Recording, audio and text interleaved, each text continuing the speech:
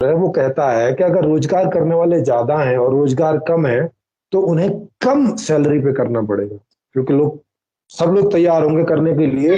तो जो फैक्ट्री वाला है वो बोलेगा कि भाई मैं तो 4-6 हजार रुपये दूंगा, करना है तो करो, नहीं करना है तो जाओ। तो मैं आपको बता रहा था कि जब मांग कम होती है तो प्रोडक्शन कम होता है, और प्रोडक्शन कम होता है तो रोजगार कम पैदा होगा। अब हम्म। रोजगार कम पैदा होगा तो इससे जो ज्यादातर जो रोजगार है वो सस्ता वाला होगा, कम सैलरी में करना पड़ेगा, क्योंकि करने वाले लोग बहुत हैं और रोजगार है कम। तो चूंकि हम्म। हर आदमी को घर चलाना है अपना, तो हम्म। अब घर चलाना है तो कोई भी आदमी तैयार होगा, ठीक है भैया ना दो 50 हजार रुपए, ना दो 20 हजार रुपए, 10 हजार ही दे दो, 8 हजार ही दे दो, साइन करवा लो कितने पर भी, हम्म। हम्म। है ना। आदमी मजबूर है तो उसको करना पड़ता है। तो इससे एक तो रोजगार कम है, दूसरा सैलरी भी कम होगी। अब सैलरी कम होगी, रोजगार कम होगा तो मांग फिर कम होगी, क्योंकि मांग तो आय के आधार पर ही होती है। हाँ, बिल्कुल। तो अब ये एक ऐसा सर्कल बन जाता है, एक ऐसा विशेष सर्कल बन जाता है कि उधर नियम है कि बिना पैसे के आप मांग नहीं कर सकते। ठीक है, जितना पैसा होगा उसी आधार पे आप मांग करें।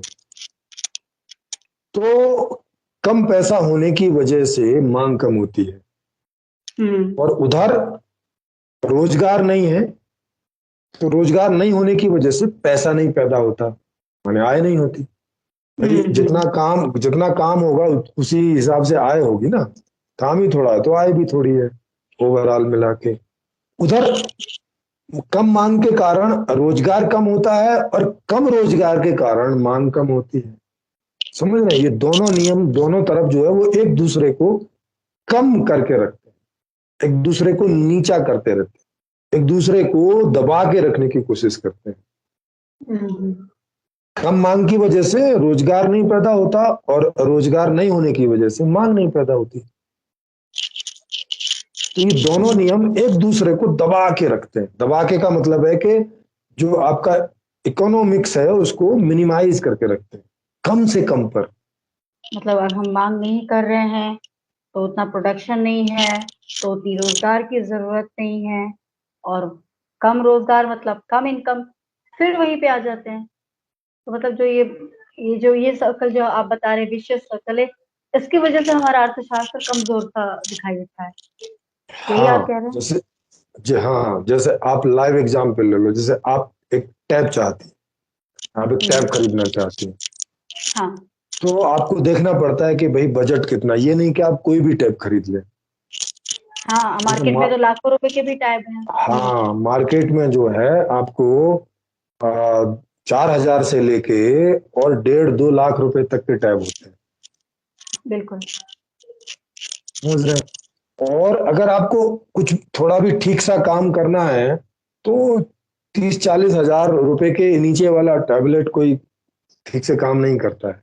मतलब उसमें ठीक है, हम्म। आप थोड़ा इंटरनेट देख लीजिए, थोड़ा यूट्यूब देख लीजिए, इससे ज्यादा कोई प्रोफेशनल काम नहीं करता है ठीक से, जिसके हाँ, लिए लोग लेना चाहते हैं। तो अच्छा वाला जो टैब है वो 1 लाख के आसपास, आप सोचो कि 1 लाख वाला जो टैब है वो समझो कि ऐसे टैब वैसे ही। होता है। हम्म। हाँ, जिसे टैब बोले वो टैब होता है।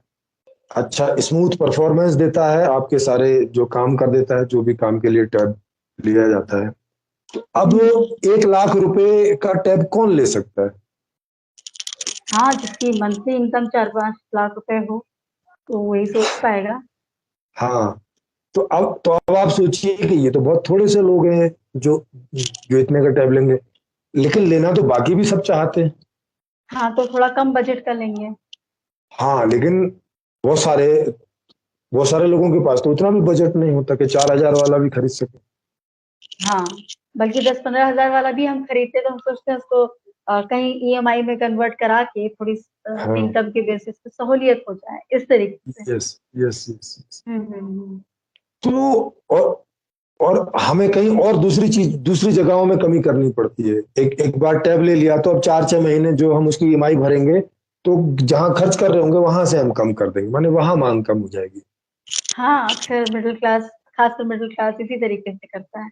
हाँ, तो कुल मिला के आप देख सकते हैं कि जितना जितनी आय है टोटल, जैसे भारतवासी की लगा लें 140 करोड़ लोग हैं, तो 140 करोड़ लोग की जितनी आय है उनकी सबकी आय मिला दें टोटल, और इसमें जो 73% आय है वो 1% लोगों की जेब में है। इस बात को ध्यान रखिएगा।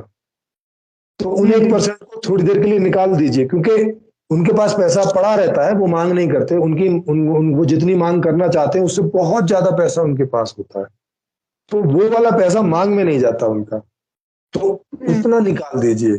अब जो बचा 27%, हाँ, जो 99% जनता है वो उससे मांग करती है, तो माने 27% जो पैसा है केवल उससे मांग होती है।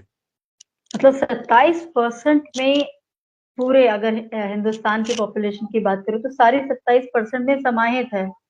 हाँ, और 1% पॉपुलेशन को छोड़ दें बस उसमें से, तो 99% जो जनता है, माने 130 करोड़ समझ लो, 140 में से 130-135 करोड़ जो जनता है, वो भारत की कुल जो आय है उसका 27% मांग करती है, और ये 27% भी सारा मांग नहीं कर लेती, क्योंकि कुछ फ्यूचर के लिए भी बचा के रखती है।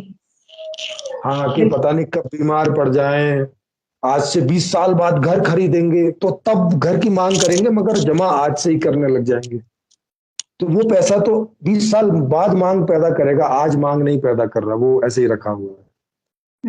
तो 27% भी मांग नहीं होती है, आप इसमें समझ लीजिए 10-15% मांग होती होगी, बाकी पैसा सब लोग जैसे तैसे बचा के रखते हो।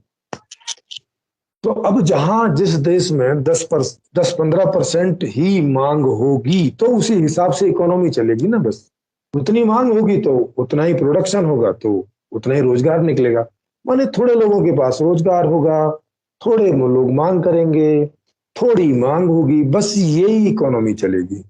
और ये क्यों चलेगी?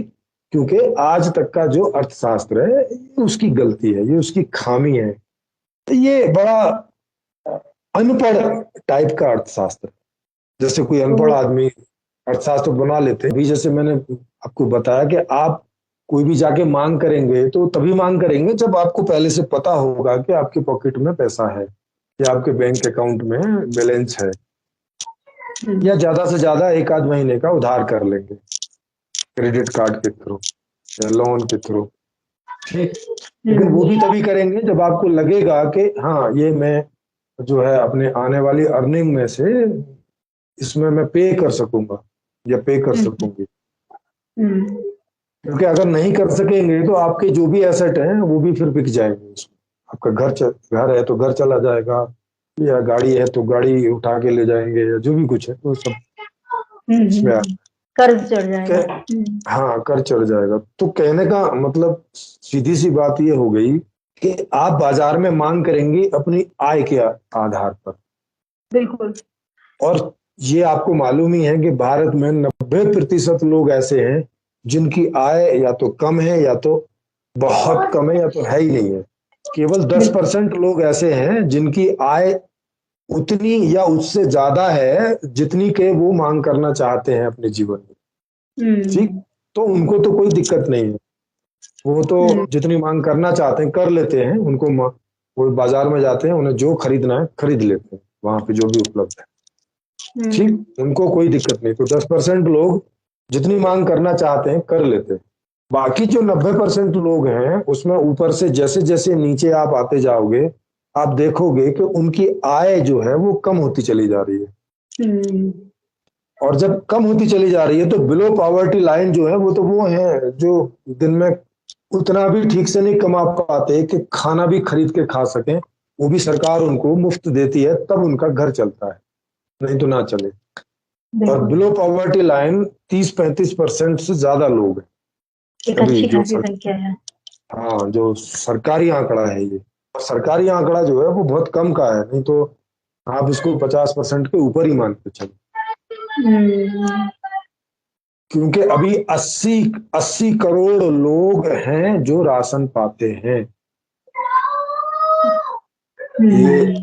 ये अभी पेंडेमिक के दौरान फिगर आया, तो इसमें उन्होंने उनको तो दिया ही दिया और भी कुछ लोगों को दिया होगा। 80 करोड़ का मतलब आधी जनसंख्या आधी जनसंख्या से ज्यादा हो गई, तो इसमें पेंडेमिक वाला हिस्सा भी थोड़ा निकाल दें, तब भी 50% ऐसा होगा जो कि सरकार से ये सारी जो खाना पीना है, चावल और ये सब वो लेता है। इसका मतलब है कि उनकी आय इतनी भी नहीं है कि वो ये सब चीजें खरीद के खा सके, इतनी आय कम है।